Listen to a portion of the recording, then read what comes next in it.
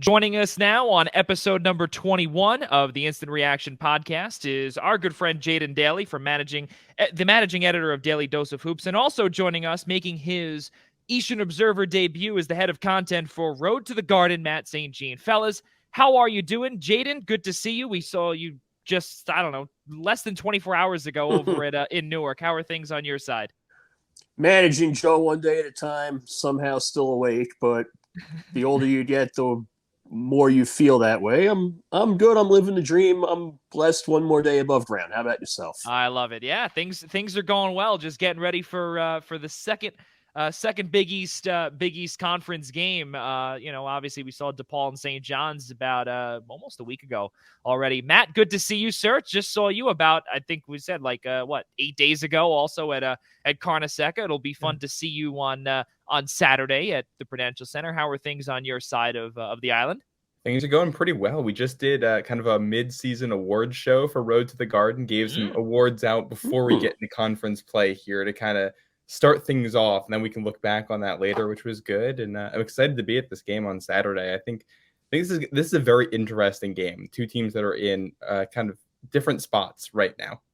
Yeah, you ain't kidding, especially to what we got to witness last night, Jaden and myself. We got to see Seton Hall and Drexel. It was a pretty boring game, and Jaden and I, we were talking about it. It was boring until later in the second half, when Drexel really began to come back, and they went on a 26-6 run in the final. I think it was 6 or 7 minutes. And they put Seton Hall in a very uncomfortable position where they were only 11 down. It was really, really tough, Jaden. And, we got a chance to also see Seton Hall and Rutgers on Sunday together down in Piscataway. And they came through with a phenomenal victory. Granted, there were some asterisks, obviously, with, let's just call it a baseline, if you will. Baseline and KC. We'll let everyone else, piece everything together. Yeah, draw your own conclusions. Yeah, exactly. Yeah, 45-43 victory. But then yesterday they did suffer a couple of injuries. Femi Odakali, the Pitt transfer, he got hurt yesterday just in front of us along the baseline. And then also Jaquan Sanders, another freshman guard, he got hurt with a groin injury. We don't know the status of them, but because we do know that Seton Hall is so thin on really both facets, in the front court and in the back court, how big of a loss are those two for Shaheen Holloway moving forward? Well, first, you look at what this Seton Hall team has had to endure to this point. They've really only had a full contingent for 2 or 3 games, if then. They haven't even had a full contingent. Alexis yet hasn't played yet. He's still recovering from his knee injury and probably won't be ready to go until after the new year. So to lose someone like Femi Odakale, who is one of the more experienced Pirates on this roster, that's another obstacle for Shaheen Holloway to now have to navigate in a season rife with them for the first, 5-6 weeks of the year, where now he's going up against a Providence team that plays deeper than its roster may suggest on paper. You have 10, 11 guys who play double-figure minutes, even though when you look at the stats, there are about 3 guys, 4 who command the attention in the scouting reports. So it's going to be interesting for Seton Hall. Odakale filled a need on the wing, so now Shah may have to play smaller. Does it mean Kadari Richmond coming back into the starting lineup and then moving Al Dawes and Jameer Harris up? Does Trey Jackson maybe get to start at the 3? This way you can leave Dawes and Harris alone in the backcourt, and then have Tyrese Samuel and Casey Nadefo up front at the 4 and 5, respectively. It's going to be interesting to see how Shah manages this latest threat to his lineup and figures out the game plan and the strategy here. Jaquan Sanders played sparingly anyway as a freshman, so he's not as much of a worry, not to minimize the contributions that he's made. He is a fresh body after all for the Seton Hall team. But I think the loss of Odakale is probably a bigger factor for Seton Hall to have to overcome, especially against a Providence team that is deep, experienced, and usually composed under pressure. And that's credit to the job that Ed Cooley does year in and year out. Yeah, absolutely. And Matt, I want to throw it to you also because, Jaden, we saw yesterday Femi Odakale, he did not jog out of the locker room once halftime was complete, but he did jog out of the locker room, I believe, around the U12 media timeout with a boot. He didn't jog out, but he did have a boot, which was a good thing because typically if you have a severe injury, you typically do not see them on the bench whatsoever. So that was a nice thing to see. Matt, you're no stranger to the rest of the Big East, and like I said, this is not going to be your first time here on the Instant Reaction and also on the Primetime Rundown discussing all things Big East. But for you cover all Big East things, and obviously I'm sure you've caught up with Seton Hall and have gotten to see what this team is all about. It's almost like a retool, especially since Kevin Willard has now departed for University of Maryland. He got absolutely waxed yesterday by Mick Cronin and company with UCLA. And he was actually more optimistic about that after the game than I expected. We've covered Kevin enough. I thought he would light into this team, but maybe he's been seasoned and more experienced with dealing with stuff like this. So he was a lot warmer and more receptive to it. He doesn't take his job seriously like he used to when he first got the Seton Hall job. So that's great to see. I love that about Kevin. He's the best. The way they're raking in recruits down there, it makes it easy to not take any one loss too hard. Yeah, fair point, exactly. Matt. Unbelievable. Well, going back on topic though, since Matt, you're obviously no stranger to seeing what the Pirates have done. They're in a retool. They've got Shaheen Holloway, a coach that made it to the Elite Eight last season with the MAC and with St. Peter's. But for you, looking at this team not only on paper but seeing what they've got, it's really tough, especially as Jaden said, going up against a real tough Providence team who, last year they went to the Sweet 16, the Friars, that is, and, things looked great for them. But they had 5 starters that are gone, 7 total players gone, and 3 scholarship players did return.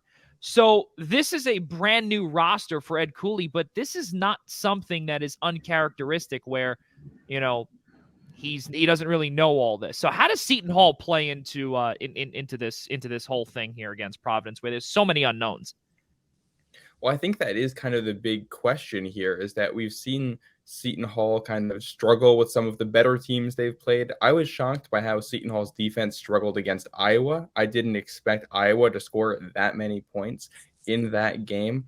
This is a Friars team that has not won a game outside the state of Rhode Island yet. They've lost all of their trips outside of it, and they've all been close. But they've also, 2 of the 3 were not super competitive. It was clear who the better team was, even though the margin was kind of around 10 points there. And I think these are 2 teams that are still figuring out who they are. Yeah. If you look at some of Shaw's comments, I saw what you tweeted there, Jaden, after the last game.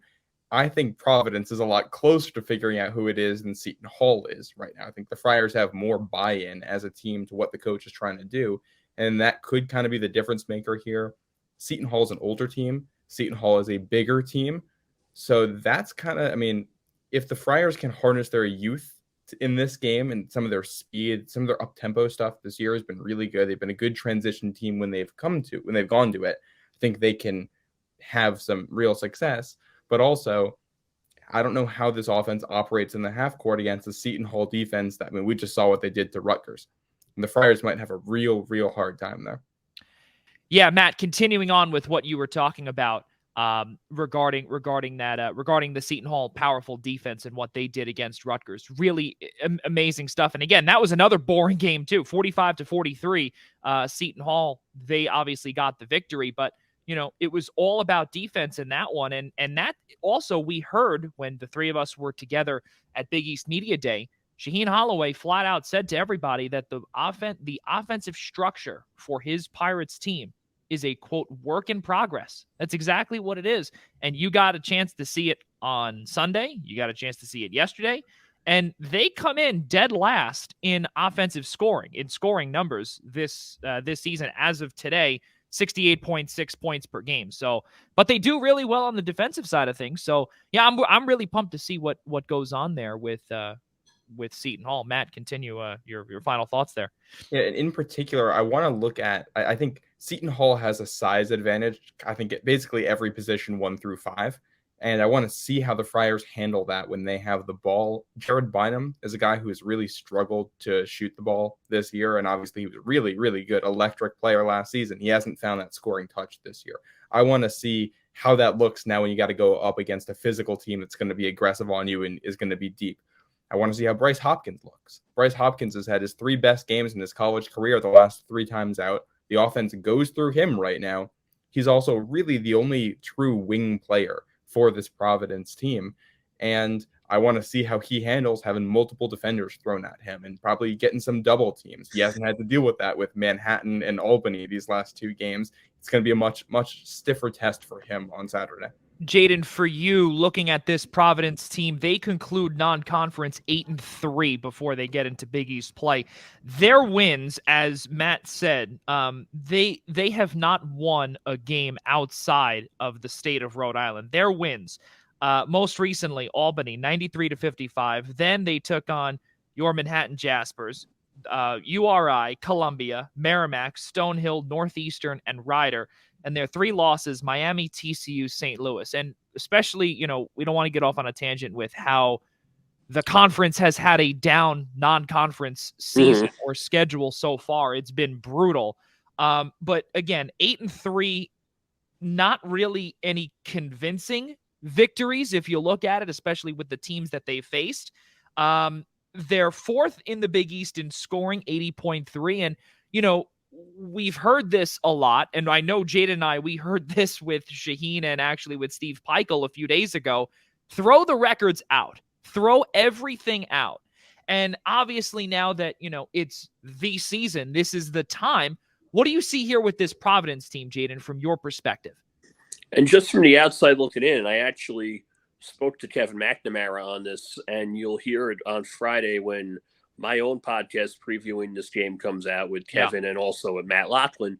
Kevin McNamara had the same point where Providence is 8-3, and that's a very good non-conference record, but there's legitimate concern because the wins have come against lesser competition, and in the 3 games against teams projected to be as good as or better than them, Friars have come up short at TCU in the Big East Big 12 battle. And then the 2 games at Mohegan against Miami and St. Louis. St. Louis was a loss at the buzzer. So Providence is a couple of breaks, couple of bounces away from being 9-2. Yeah.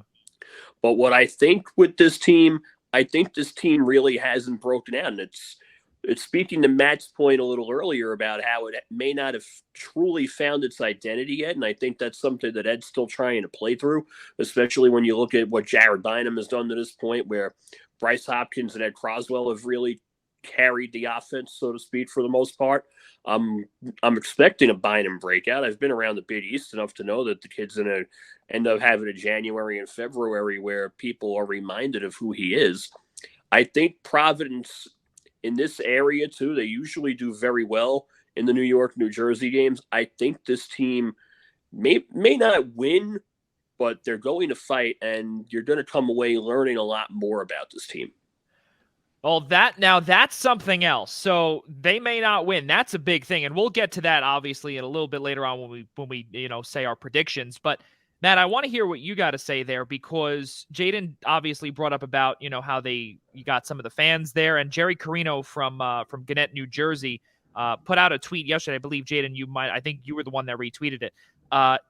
Right now, they look like Seton Hall or the Prudential Center will be sold out on at least the lower bowl. So and there's a lot of chatter I've seen all over, the Twitterverse, that a lot of Providence fans, and we've seen them travel, they are on their way down, to pack the rock. So it's going to be great. But, Jaden said also there that, there's a possibility that it could be a Jared Bynum breakout game. What are your thoughts on that? I mean, I like what he said about how this is going to be kind of a learning experience, because I think there's a lot of different ways it can go. I think we're going to get an energetic crowd, and I think we're going to get probably some sloppy basketball. Oh, yeah. Just the way these two teams like to play. And I think it's both of these coaches figuring out how these teams have adjusted to what they have faced in the non-conference. Obviously, you're 11 games into the season now. You've played real opponents, and now it's all right. How do we make the adjustments? Providence hasn't played here in 6 days. Like they have the week off with finals and everything. So now you get a chance to step away and then come back into it with maybe some fresh eyes, a fresh perspective, learn from what you've done, and now apply it when it's a quality opponent on the other side.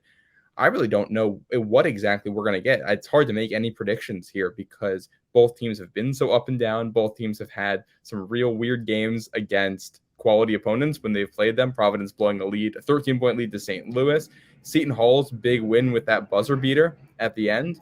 Tyree Samuel, yep. And I'll point out the last time these two teams played in this building was back in the COVID season. And it was AJ Reeves who hit the big three at the end there. It was an overtime game. And I think we're going to get close basketball. I don't know if we're going to get good basketball. And I just hope we learn something about both teams along the way. And it's very funny you bring up how the last time that these two teams have played at the Prudential Center was the COVID season, because Jaden, last year, that game was canceled. And we heard a lot about, potentially that, again, that was all speculation where, well, we didn't know if, the Big East didn't want to schedule it, or, Providence didn't want them to schedule it, or we don't know what the whole thing was. I will. Yeah, I talked to some Providence people about that, and basically what I heard was the conference is in charge of all of that rescheduling, and there was not a date that was going to work. And I went through the calendar myself last year, when that happened, because I built out a whole document with all the games in a matrix, because I figured there might be some games that get canceled. I want to be able I remember that. Yeah, and I was all right, let me go through everything and see if there's a date that works. And for all three of the games the Friars missed, there was not a date that would have worked unless you're okay with teams playing 3 games in 2 days there in the regular season, which the Big East didn't want to do. So, yeah, I think that was just the way the cookie crumbled on that one. I know Kevin Willard was a little bit upset about that after the fact, especially after his team went up to Providence and had to play shorthanded. I remember that vividly because, like I said, in this area, Jaden and I, we've heard a ton from a few people, in this area that's covered Seton Hall for quite a while. And the AJ Reeves shot ended the Custis streak. There was a lot to say. There were a lot of different things that were going around. Was it Ed Cooley? Did he have a hand in what, just so we didn't have to play this red hot at the time Seton Hall team, or whatever the case was? But fellas, moving forward here though, Matt, you brought up Ed Croswell, Bryce Hopkins. Both of those two are the leading, the two leaders for this Providence team. And now that, you had said that we expect, or you expect some sloppy basketball. Let's just say, for instance, those two guys get shut down. Jared Bynum is still that assist machine that he is. He can't score yet, but he's still dishing the ball around nicely, which is a good thing. But again, if you shut down the redshirt senior and that sophomore, where do you look to? Is there someone that you see as a potential X factor for this Providence team in their Big East opener on Saturday?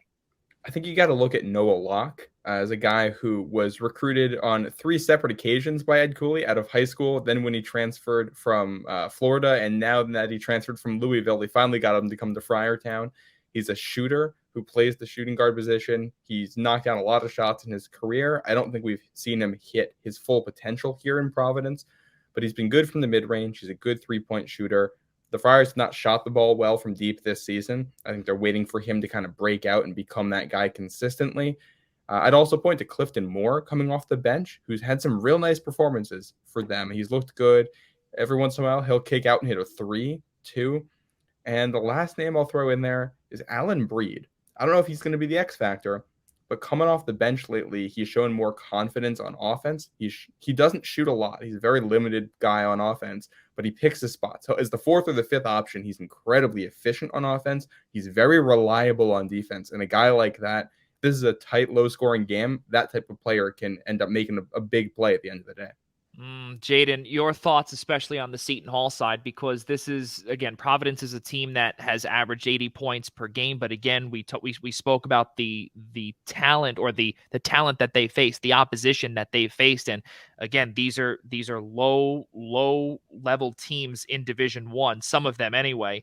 When you look at the Merrimacks and the Stonehills out of the NEC, what do you see with this Seton Hall team, and where do the matchups go? What do you see? What is a matchup that you like with this Providence and Seton Hall matchup? I think you're going to see a lot of Jameer Harris. I don't know if you see him on Bryce Hopkins a little more. I don't think Trey Jackson gets that matchup just because of the size difference. Yeah. So you'll probably see maybe if a Harris, if Odekale can't go, on Hopkins. And I didn't even mention Dre Davis when I talked about Seton Hall earlier. And Davis has probably been the most underappreciated player on Shaheen's roster. Yep. Transfer from Louisville, comes in with his younger brother Tay, and the two of them have really made an impact that goes beyond the final numbers too. So I think Dre Davis and Harris will probably alternate on Hopkins, and I do see maybe Nadefo on Croswell inside more so than Samuel because of Tyrese's nature as a pick and pop perimeter guy. I think Nadefo will probably draw the assignment on Croswell and force Providence to kick it out and play more guard oriented. We've all seen what Nadefo can do. I love that matchup, likely against Croswell, playing into the Pirates' favor. Well, that could definitely be something else too, because again, the two leading scorers for the Pirates, they are both, they're both 6'7" and 6'8" respectively. So we'll see what happens there on Saturday over in Newark. Guys, last thing, of course, we always end off our instant reaction segments when it comes to college basketball with our hot take predictions. What's the score going to be? Providence, Seton Hall. Matt, I'll start with you first. What do you got? Oh, you're putting me on the hot seat here. Always. Always. Yeah. I'm going to say that the Friars kind of keep the offense rolling the way that we've seen it, and that the cohesion happens, that it is here that Ed Cooley's been looking for. I'm going to say we get the Noah Locke breakout game. I'm not sure if I'm there on Jared Bynum yet, but I think the three-point shooting might come in this one, and if that happens, I'll take the Friars. I don't know, something in the 70 to 60 range for score. Okay. Jaden, your thoughts or your prediction? I think it'll be a more of a defensive tenor, and I think Seton Hall undermanned. This just has all the makings of a Seton Hall pulls it out despite not having a full rotation. It's almost not going to be as intense or as physical as what Seton Hall did to Rutgers, but I think this is another game where Shaw pulls one out of the hat. I'm going to say 63-59. Seton Hall of Providence. Wow. Okay. Well, my prediction, it's going to be Providence. There's going to be a lot of fans in there for both teams, and I'm going to say Providence comes out on top. It's going to be a fun one though, and you're going to see Shaheen Holloway's defense just continue to take over games, and and I think also they're going to start out hot. It's what they did yesterday. They ended off real hot against Rutgers. Seton Hall falls to Providence will take down Seton Hall by a score of 62-54. Be in that range also. I don't expect any I don't expect 70s or anything like that, and it's just we know what Seton Hall's defense is all about. But Jaden Daly and Matt St. Jean, ladies and gentlemen, managing editor of Daily Dose of Hoops and the head of content for Road to the Garden. Fellas, thank you both so much, and we will see you on Saturday over at the Prudential Center. Thank you, John. My pleasure. All right, ladies and gentlemen, be back for episode number 22 on Tuesday, December 20th, when we preview Villanova and St. John's with Kevin Connolly. Back in a few moments right after this.